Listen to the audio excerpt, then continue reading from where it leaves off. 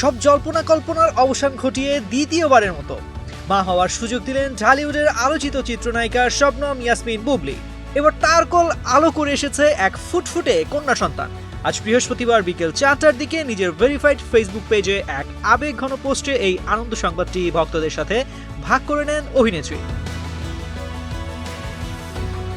বুবলি লেখেন, আলহামদুলিল্লাহ, মহান আল্লাহর অশেষ রহমতে আমাদের পরিবারে একটি কন্যা সন্তানের আগমন হয়েছে।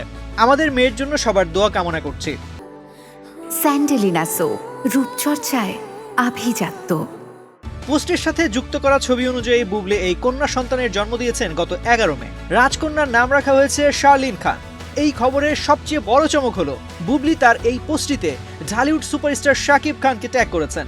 এর মাধ্যমে স্পষ্ট হলো ছেলে শেহজাদ খান বীরের পর এটি শাকিব বুবলি জুটির দ্বিতীয় সন্তান। খবরটি প্রকাশ্যে আসার পর থেকেই বিনোদন অঙ্গনে সহকর্মী ও ভক্তদের অভিনন্দন আর ভালোবাসায় ভাসছেন নতুন মা ও নবজাতক।